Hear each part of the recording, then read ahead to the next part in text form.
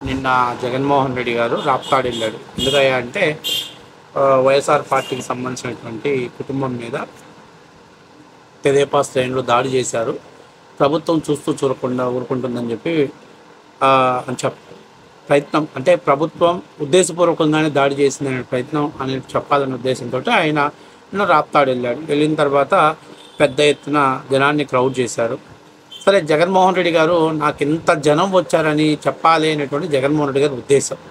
ఆయన అక్కడికి వెళ్ళింది మెయిన్ ఉద్దేశం అది. రాయలసీమలో నాకు ఇంకా క్రేజ్ తగ్గలేదు, ప్రజాక్షేత్రంలో నాకు ఇంకా క్రేజ్ తగ్గలేదు అని చెప్పడం కోసం కేవలం ఆయనకున్నటువంటి సెక్యూరిటీస్ని వీళ్ళందరినీ ఎవరిని వాడుకోడు. అంతా ముందుకు వచ్చేసి మీడియా ముందుకు వచ్చి పడిపోతుంటే అసలేదో అక్కడ ఖాళీ లేనట్టు ఆయనే దాన్ని కంట్రోల్ చేస్తున్నట్టు కమెంట్. ఒకసారి మీరు చూడండి, ఆయన వీడియోలో ఆస్కర్ లెవెల్లో పర్ఫార్మెన్స్ చేశాడు.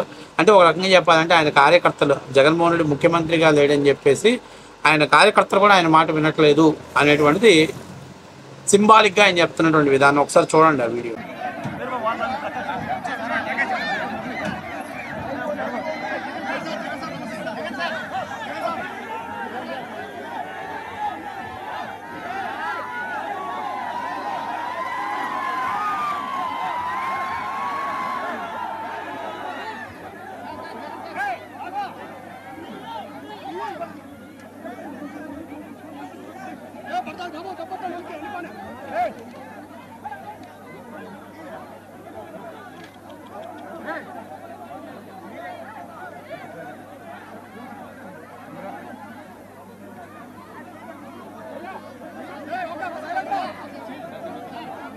రాష్ట్రాల్లో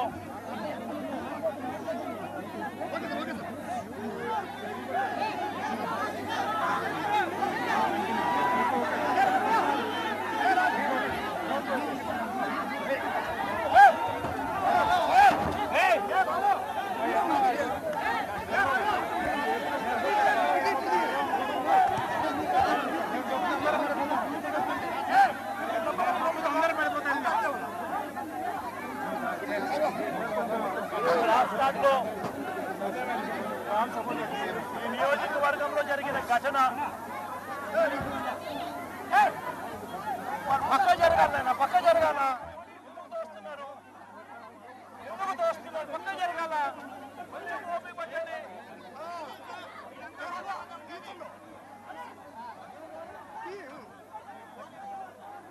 పక్క జరుగుతున్నారు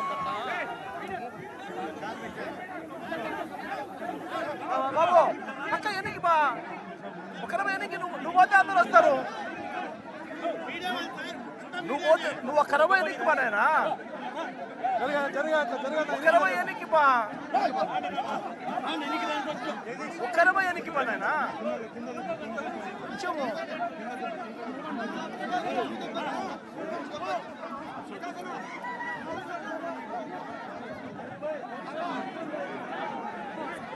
కూర్చోండి కూర్చోమ్మా, కూర్చోలేనా కూర్చోండి, అదే కూర్చో స్వామి కూర్చోండి. కనపడదు కదా, కూర్చుంటే కనపడుతుంది. కూర్చో స్వామి, కూర్చుంటే సైలెంట్ ఉన్నదా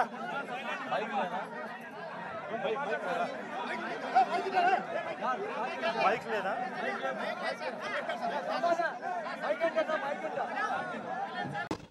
సో చూసారు కదా, ఆయన అంతటా ఆయనే కమెంట్ చేసుకుంటున్నాడు, ఆయన అంతటా ఆయనే బతిలాడుకుంటున్నాడు. అందరికీ కూడా ఆయన అంటే ఇదంతా ఏంటి అయ్యా అని అంటే చూసే వాళ్ళకి, అబ్బా జగన్మోహన్ రెడ్డికి ఇంత జనం వచ్చారా, ఇంత జనం వచ్చిన జగన్మోహన్ రెడ్డి ఎట్లా ఓడిపోయాడు అనేటువంటి ఒక అంటే ప్రజల యొక్క మైండ్ సెట్ని మార్చేటువంటి ప్రయత్నం చేస్తున్నాడు. సరే, ఆయన ఇదంతా అక్కడ జనాన్ని అంత క్రౌడ్ క్రియేట్ చేశారు కదా, అంటే జనం స్వచ్ఛందంగా జగన్ చూడటానికి వచ్చారనేటువంటిది ప్రజల్లోకి ఆయన పంపించాలని చూస్తున్నాడు. సరే, అంతా ఇప్పుడు ప్రతిపక్ష నాయకుడు ఖాళీగా ఉన్నాడు, జగన్మోహన్ రెడ్డి పరదాలతో పని లేదు, చెట్లు కొట్టాల్సిన పని లేదు, రావచ్చు. కాబట్టి జనాలు కూడా ఫ్రీగా జగన్మోహన్ రెడ్డిని చూద్దామని వచ్చిన వాళ్ళు ఉంటారు. అట్లాగే రాజకీయ నాయకులు కూడా వాళ్ళ శక్తికి మించి డబ్బులు సమీకరించి జనాన్ని సేకరించిన వాళ్ళు ఉంటారు. సో ఆ టైంలో ఒక చిన్న విషయం ఏంటంటే, చోట ప్రెస్ మీట్ పెడుతున్నారు అన్నప్పుడు జగన్మోహన్ రెడ్డి ఖచ్చితంగా ముందే అక్కడ ఉన్న సెక్యూరిటీ అంతా కూడా ఖాళీ చేపిస్తారు. మరి జగన్మోహన్ రెడ్డి ఎందుకు ఇన్వాల్వ్మెంట్ అయ్యి జరుగప్పా జరుగప్పా కొంచెం అటు జరుగువేమి అన్నాడు అంటే జనాలు ఏంటంటే అబ్బా ఇంత ఓవర్ క్రౌడ్ వచ్చిందా, ఇంత జనం జగన్మోహన్ రెడ్డిని చూడటానికి వచ్చారా, ఏమి మాస్ ఇమేజ్ ఉందా జగన్మోహన్ అనేటువంటిది మళ్ళీ జగన్ ఆ బిల్డ్ చేయడం కోసం అని చెప్పి వాళ్ళు ప్రయత్నం చేస్తున్నారు. సో ఇది అందులో భాగంగానే జగన్మోహన్ రెడ్డి ఇలాంటివన్నీ కూడా ఈ పీకే టీము అంటే అసలు ప్రశాంత్ కిషోర్ వెళ్ళిపోయిన తర్వాత ఇక ఈ పీకే టీంకి ఏం చేయాలి అర్థం కాక ఇట్లాంటి చీప్ పాలిటిక్స్ అన్నింటిని కూడా మెయింటైన్ చేస్తున్నారు. ఇక చిన్న విషయం చెప్తాను. జగన్మోహన్ రెడ్డి అక్కడికి వెళ్ళాడు, కుటుంబాన్ని పరామర్శించాడు, మాట్లాడాడు, బయటకు వచ్చాడు, మీడియా ముందుకు వచ్చాడు.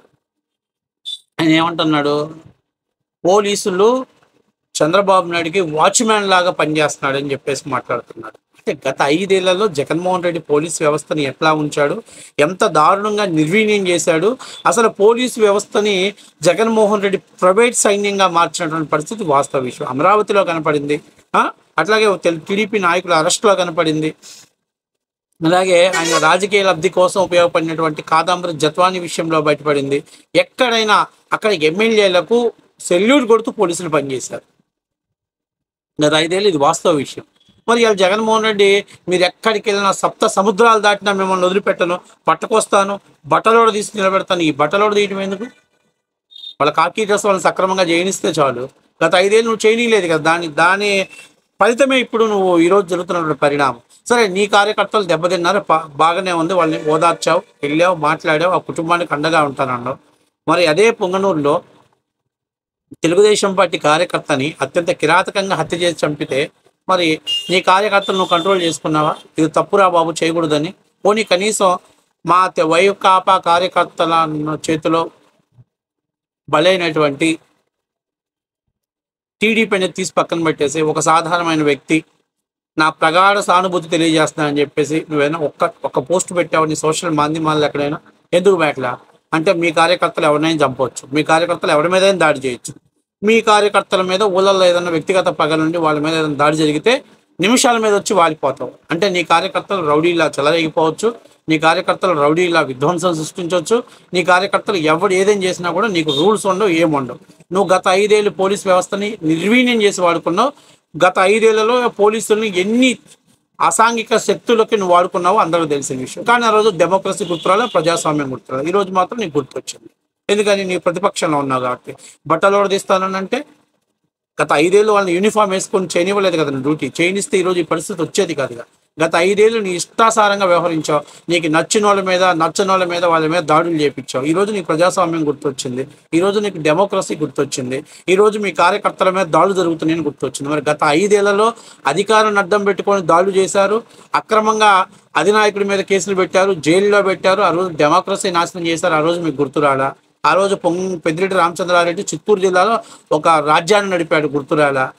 మిథున్ రెడ్డి తూర్పు పశ్చిమ గోదావరి జిల్లాలో, విజయసాయిరెడ్డి విశాఖపట్నం ఉత్తరాంధ్రలో, అట్లాగే తర్వాత మీ బాబాయ్ అయినటువంటి వైవి సుబ్బారెడ్డి ఉత్తరాంధ్రలో ఇట్లా మాఫియా నడిపితే మీకు గుర్తురాలి. కడపలో మీ అవినాష్ రెడ్డి వీళ్ళందరూ నడిపితే గుర్తురాలి. ఇవాళ మాత్రం ప్రజాస్వామ్యం, డెమోక్రసీ అన్నీ గుర్తొచ్చినాయి. అంటే ఏంటి నువ్వు అధికారంలో లేకపోతే గుర్తొస్తాయి.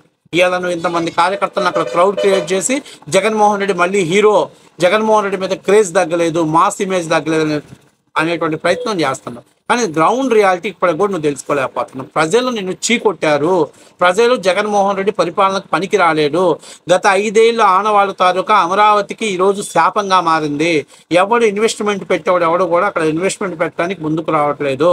జగన్మోహన్ రెడ్డి మళ్ళీ వస్తే మా పరిస్థితి ఏంటనేటువంటి ఒక భయాన్ని ప్రజల దగ్గర, వ్యాపారస్తుల దగ్గర పాపగండం ఉంది. దాన్ని కంట్రోల్ చేయాల్సిన బాధ్యత కేంద్ర ప్రభుత్వాల మీద కూడా లేదు. ఈరోజు అమరావతిని గెజిట్ చేయటమో లేకపోతే దాన్ని పూర్తి స్థాయిలో ఫెసిలిటీస్ ప్రొవైడ్ చేయకపోతే మాత్రం రానున్న రోజుల్లో ఈ భయంతో అమరావతి అనేది హైదరాబాద్తో పోటీ పడలేదు. అంటే నీ ఆనవాళ్ళు అంత దారుణంగా ఉన్నాయి. దాని తాలూకా ఆనవాళ్లే ఈరోజు ఆంధ్రప్రదేశ్లో నడుస్తున్నాయి. పోలీసు వ్యవస్థను నువ్వు నిర్వీర్యం చేసావు, నువ్వు నాశనం చేసావు. ఈరోజు నీ కాడికి వచ్చేసరికి డెమోక్రసీ, ప్రజాస్వామ్యం అని చెప్పి మాట్లాడుతున్నావు.